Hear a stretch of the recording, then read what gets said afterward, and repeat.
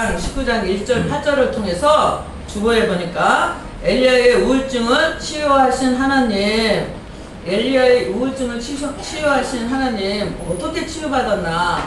우리 삶 속에 우리가 오늘 엘리야를 치유하신 하나님을 통해서 우리도 치유를 받아야 되겠죠. 우리도 응답을 받아야 되겠죠.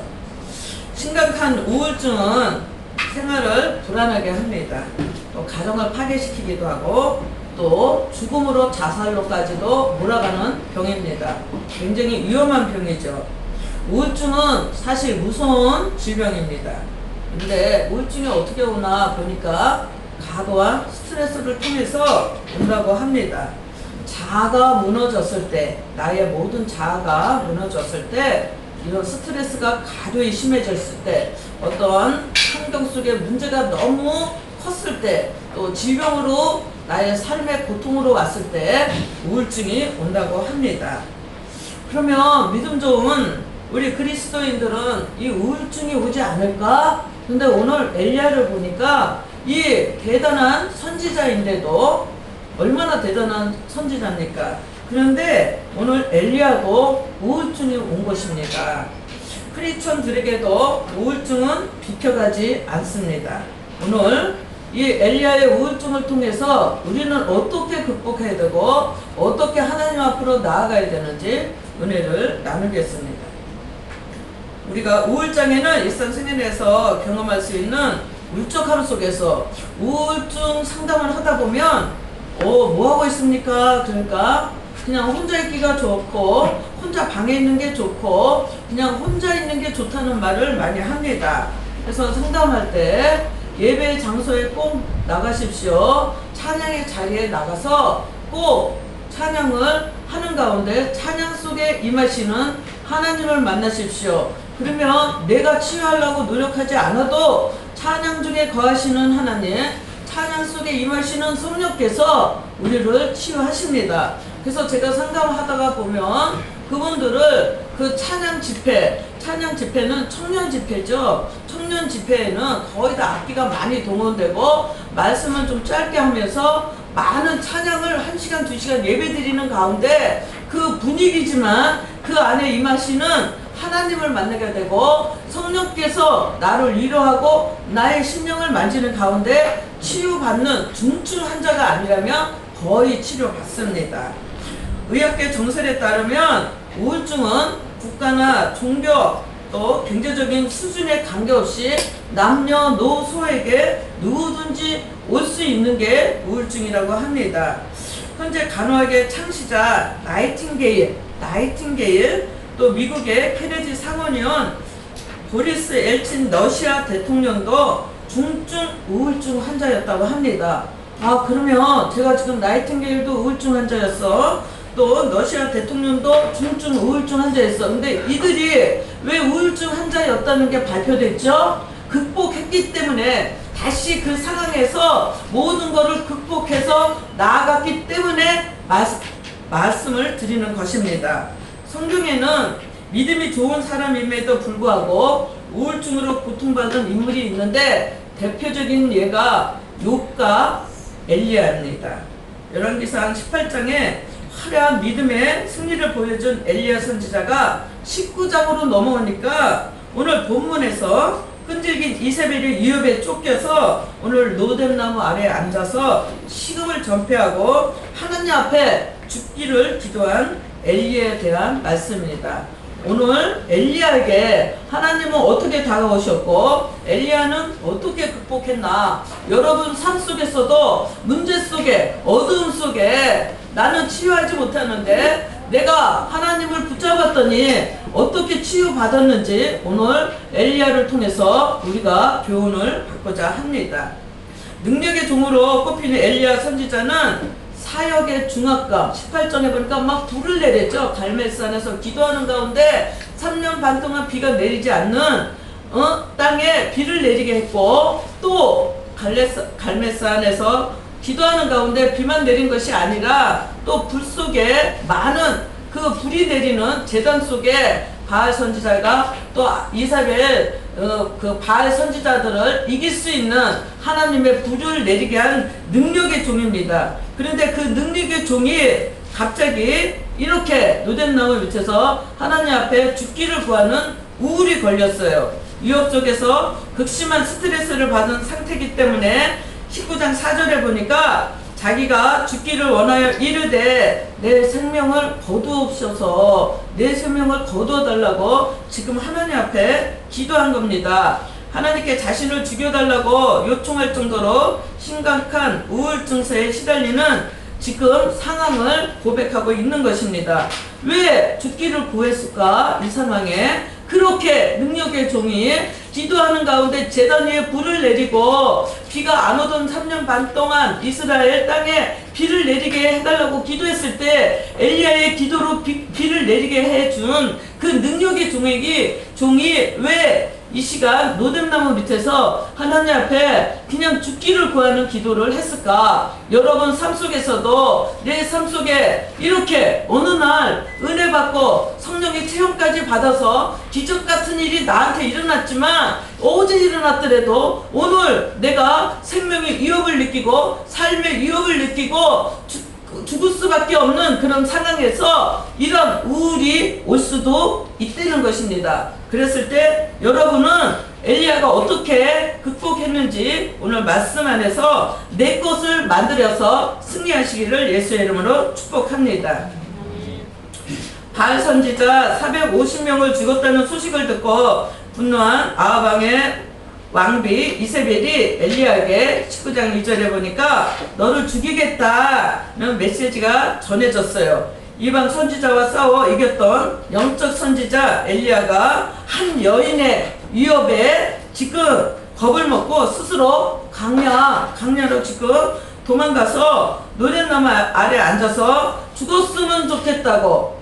우리가 많은 그 CEO들 또 많은 성공한 기독교인들을 보면 너무 삶 속에서 우울이 와서 삶이 너무너무 힘든 가운데서 이렇게 하나님 앞에 죽기를 구한 기도를 했지만 그들이 간증하는 가운데 다시 일어서서 승리한 간증들이 참 많습니다. 오늘 엘리야가 그렇게 능력의 종이지만 그런 선지자도 이렇게 우울이 와서 노랫나무 밑에서 이렇게 죽기를 구했대. 나도 너무 삶이 힘들어. 그래서 오늘 메시지는 그 삶 속에서 노랫나무 밑에서 나도 그냥 죽기를 구할 수밖에 없어. 이 메시지를 전하는 게 아니라 오늘 이 말씀 안에서 나는 무슨 말씀을 붙잡고 승리해야 되는지를 말씀을 전하는 것입니다.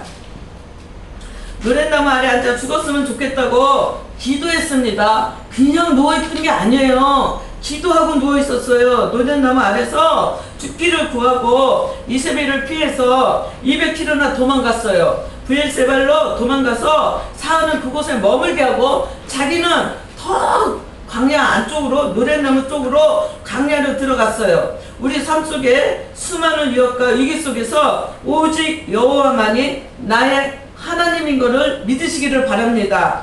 오늘도 믿음의 선지자 엘리야가 이길 수 있었던 것은 왜 죽기까지 구하는 기도를 했지만 그래도 기도의 자리에 있었다는 것입니다. 오늘 성경을 읽어보면 그냥 누워 있었던 게 아니에요. 기도를 하고 노뎀나무 밑에 누워 있었던 것입니다. 오늘 보니까 자기 자신은 광야로 들어가 하룻길 4절에 보니까 한 노댓나무 아래에 앉아서 자기가 죽기를 원하 이르되 여호와여 넉넉하오니 지금 내 생명을 거두옵소서. 지금 기도했어요. 죽기를 구하는 거지만 기도했습니다. 그리고 5절에 보니까 기도하고 노댓나무 아래에 누워서 잤습니다. 기도하고 잤어요. 여러분 이 메시지를 붙잡으셔야 되는 게 뭐냐면 여러분의 삶 속에 너무 힘든 상황에서도 죽기를 구하는 그런 상황 속에서도 일단은 하나님 앞에 기도를 하셔야 되는 거예요. 오늘 이 말씀을 붙잡고 기도하는 가운데 승리하실 때 그때 천사가 찾아옵니다. 기도를 했기 때문에 찾아오는 거예요. 기도 안 하고 그냥 낙심하고 실망하고 누워있으면 주님이 안 찾아오십니다. 안 찾아올 수도 있어요. 기도하고 누우셔야 됩니다. 오늘 믿음의 선지자가 지금 이세벨의 위협에 도망간 것인데 선뜻 이해가지 않죠. 이해가지 않는 순간이지만 우리의 인생에도 이런 순간이 있습니다. 왜? 인간이고 우리의 모습은 나약하기 때문에 우리가 하나님 앞에 기도하는 가운데 많은 성령의 체험을 받았으면서도 이적을 체험했으면서도 그거는 까맣게 잊어먹고 오늘 나에게 사랑이 막히는 어둠이 나한테 밀려오면 우리는 이렇게 엘리야처럼 낙심하고 실망하고 나의 삶의 현장에서 누워있을 때도 있다는 것입니다. 그랬을 때 그냥 누워있지 마세요. 기도하고 누우셔야 됩니다. 기도하고 누우실 때 하나님의 천사가 한 번도 아니고 두 번이나 엘리야에게 찾아왔습니다. 여러분, 기도하고 수많은 유혹과 위기 속에서 오직 여호만이 나의 하나님이시고 외쳤던 믿음의 선지자가 지금 엘리야가 이사벨의 위협 속에 도망간 것이만 우리가 선뜻 이해가지 않는 내용이지만 그래도 기도한 가운데 우리는 응답을 받을 수 있습니다. 천사가 나의 삶의 현장에서 나에게 새로운 길을 열어주실 수 있다는 것입니다. 여러분, 삶에 엘리야같이 이런 죽기를 구할 수밖에 없는 건강의 문제가 있습니까? 물질의 문제가 있습니까? 자식의 문제가 있습니까? 사업의 문제가 있습니까? 기도하고 누우시길 바랍니다. 기도하고 승리하시기를 예수의 이름으로 축복합니다.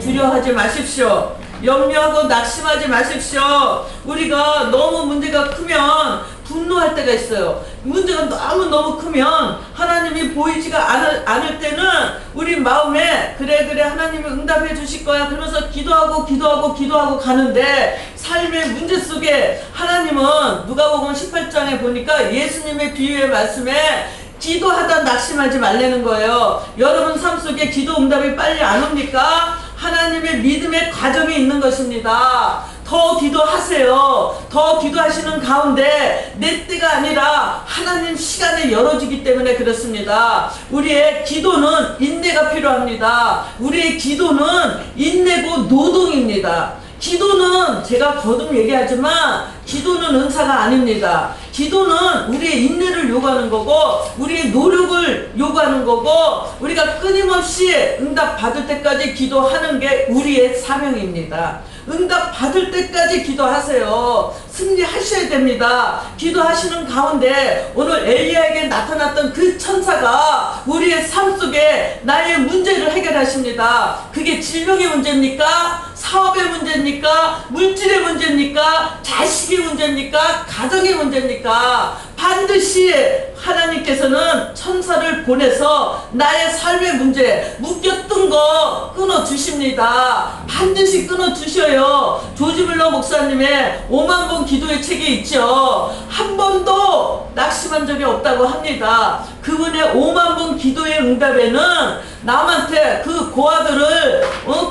그 많은 고아들을 먹이고 신학교를 세워서 많은 주일종을 배출하고 또 그 많은 교회를 세우고 그렇게 전 세계 선교사를 내보냈는데 한 번도 남한테 헌금해주세요, 꿔주세요 이렇게 말해본 적이 없다는 거예요. 우리가 얼마나 존경스럽습니까? 우리 삶 속에 남한테 손 안 벌려본 적 있습니까? 여러분 삶 속에 끝까지 이 문제 죽으면 죽으리라 각오하고 하나님이 공급해 주실 때까지 우리는 기다려야 되는데 그거를 뛰어넘지 못할 때가 있습니다. 저도 마찬가지예요. 보면 시간이 막 촉박한 가운데서 가야 되는데 진짜 하나님이 해 주실 거를 조지 뮬러 목사님의 그 간증책을 보면은 남한테 손을 빌린 적이 없다는 거야. 그 많은 돈을 웬만한 기업보다도 더 큰 돈을 자지우지하면서 하나님의 일을 하신 분인데 오직 무릎으로 기도했다는 것입니다. 우리가 존경할만 하지요. 여러분들 삶 속에 두려움이 있습니까? 염려가 있습니까? 낙심이 있습니까? 너무 삶이 풀어지지 않아서 그 어떤 때는 그게 분노로 옵니다. 왜 하나님이 나한테 내가 이만큼 헌금했는데 내가 이만큼 헌신했는데 내가 이만큼 기도했는데 왜 내 문제가 빨리 안 해결이 될까? 더 단 1분이 모자라서 하나님의 그 기도의 항아리에 단 1분이 모자라서 응답이 안 올 때도 있다는 거예요. 하나님 시간과 내 시간이 다르기 때문에, 하나님 때와 내 때가 다르기 때문에 낙심하지 마십시오. 나의 문제가 1분 있다 해결이 될지, 1시간 있다 해결이 될지, 하루가 지나서 해결이 될지 우리는 모릅니다. 그러니까 우리는 쉬지 말고 기도를 해야 됩니다. 그랬을 때 하나님의 놀라운 손길이 여러분의 삶 속에 임하는 것입니다.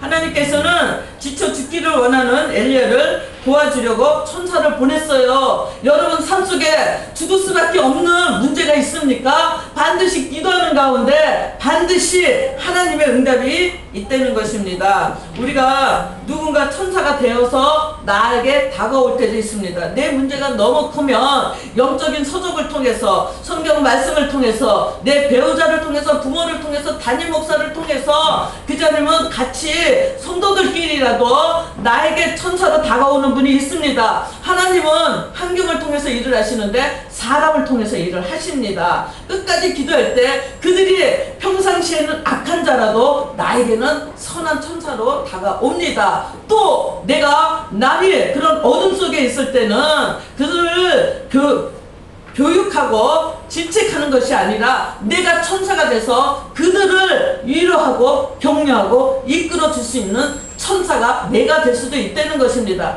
그것 봐 예수 믿는데 무슨 응답도 안 오고 해결도 안 되네, 이렇게 말씀하시면 안 됩니다. 우리 그래 기도 응답이 안 됐어? 조금만 더 기도하자고, 말씀 더 붙잡고, 더 기도 안 되면 찬양으로 하십시오. 우리가 찬양 중에 거하시는 하나님께서, 하나님의 임재가 내 안에 평안을 주십니다. 평안을 주실 때 성령이 임하시고, 성령이 내 안에 임했을 때 내 성전이 깨끗해지고 거룩해지고 성결해졌을 때 하나님의 성령께서 이래서 나를 돕는 자를 붙이시는 것입니다. 내게 성령이 임하면 내 마음에 평안만 오는 것이 아니라 내 주위에 돕는 자를 붙이시는 것입니다. 그래서 찬양으로 하나님 앞에 예배 드리십시오, 기도하십시오 하는 것이 찬양 중에 거하시는, 우리가 성령이 임해야 되는데 찬양 중에 거하시는 하나님을 만나셨을 때 반드시 해결이 됩니다. 엘리야에게 천사를 보내주신 하나님은 충분한 쉼을 허락해 주셨어요. 본문에 보면 하나님의 천사가 2차례 엘리야 선지자를 어루만져 줬고 그 후에 숯불에 구운 고기와 떡을 먹게 했습니다. 하나님의 천사는 엘리야 선지자를 충분히 자고 먹게 했어요. 여러분들 사방이 막힌 것 같아도 기도하는 가운데 하나님이 공급 안 하시는 것 같죠? 만나 공급하십니다. 큰 건 안 주셔서 그렇지 쓸데없이 기도하는 분들에게는 분명히 제가 뭔가 먹고 싶다 이렇게 생각하면, 전도사 때도 화장품이 떨어졌네 그러면 기도하는 가운데 화장품이 2개가 있다고 하나를 주는 분을 봤습니다. 또 내가 뭐가 필요하네 그러면 또 누구를 통해서 공급되는 것을 봤습니다. 제가 이은경 집사님에게도 이은경 집사님이 요새는 기도를 많이 하시죠. 그래서 내가 그랬어요. 기도하면 큰 거는 하나님 때에, 정확한 때에 주지만 나의 필요한, 오늘 엘리야에게 고기와 물을, 떡을 주신 하나님이 기도하고 나가면 생각지도 않은 작은 것들 있죠. 그런 것들은 다 공급이 됩니다. 체험해 보시기를 바랍니다. 꼭 체험하세요. 기도하고 가면 나에게 필요한 게 기가 막히게, 먹고 싶은 거, 옷이면 옷, 신발이면 신발, 가방이면 가방, 작은 돈도 다 공급돼. 큰 돈만 하나님이 기도 훈련을 시켜서 주시는 거지. 여러분들 기도하는 가운데 이렇게 엘리야에게 공급됐던 고기와 떡이 여러분에게도 필요한 게 공급되시기를 예수의 이름으로 축복합니다. 우리가 또 그뿐 아니라 스트레스에서 해방되기 위해서는 말씀과 기도입니다. 오늘 하나님과 만남의 필요가 있는데 하나님의 성령이 여러분에게 임하시면 평안이 반드시 옵니다. 너무 힘들어서 기도도 찬양도 안 되실 때 있죠. 제가 상담하다 보면 너무너무 힘들어서 기도가 안 됩니다. 찬양이 안 됩니다. 그러십니다. 그냥 하나님 앞에 꼭 성전 강대상 앞에 아니더라도 여러분의 가정에서라도 내가 기도하는 그 장소를 될 수 있으면 집에서도 기도하는 자리를 마련하시는 게 좋습니다. 요새는 방 하나 부엌 하나 이런 집도 별로 크게 없죠. 거의 아파트에 사시고 빌라에 사시고 그러면 공간이 다 있습니다. 기도하는 공간을 꼭 만드셔서 그 자리에서 하시는 게 더 유익합니다. 성령이 빨리 임하십니다. 기도하는 자리를 꼭 만드세요. 오늘 기도하는 자리가 있는데 너무 내 삶이 힘들어서 내 삶이 너무 힘들 때는 그 자리에서 기도하고 찬양을 못 부르시더라도 그 자리에서 하나님 살려주세요. 하나님 도와주세요. 하나님 해결해 주세요. 그리고 그냥 비계 하나 갖다 놓고 그냥 이렇게 엎드려 있어서 그냥 거기서 주무시기만 해도 하나님이 응답하십니다. 내가 너무 힘들어서 거기가 노뎀나무예요. 내가 기도하는 장소에 엎드려서 기도도 안 되고 찬양도 안 되면 그냥 엎드려 주무세요. 그래도 응답이 됩니다. 유명한 목사님도 너무너무 기도가 안 됐을 때 그냥 혼입을 갖다서 이렇게 놓고는 거기서 엎드려서 기도하다가 안 돼서 그냥 주무셨는데 아침에 일어나 보니까 평안이 오고 아침에 일어나니까 문제가 해결될 때도 있었더라 이렇게 간증하신 분도 있습니다. 여러분들 기도의 장소를 꼭 마련하시고 그 자리가 노뎀나무가 됐을 때 그냥 그 자리에서 그냥 엎드려 주무세요. 그냥 하나님 살려달라고. 기도 많이 안 해도 자세하게 기도할 때도 있지만 기도 많이 안 해도 우리가 그 자리에서 하나님 살려주세요. 하나님 해결해 주세요. 하나님 내 기도에 응답해 주세요. 나 치유해 주세요. 하나님이 응답해 주십니다. 오늘 우울증을 일으키는 좌절과 절망 속에서 하나님은 엘리야를 포기하지 않으신 것처럼 여러분에게도 반드시 천사를 보내주시고 어루만져 주시고 위로하시고 회복해 주시는 게 하나님이십니다. 좋으신 하나님이십니다. 오늘 엘리야는 영적 고통 속에서 스스로가 하나님의 도구임을 믿지 않았습니다. 여러분들 내 삶 속에 사방에 막히는 어둠 속에서 하나님의 자녀인 것을 잊으시면 절대 안 됩니다. 하나님의 도구인 것을 잊으시면은 절대로 안 됩니다.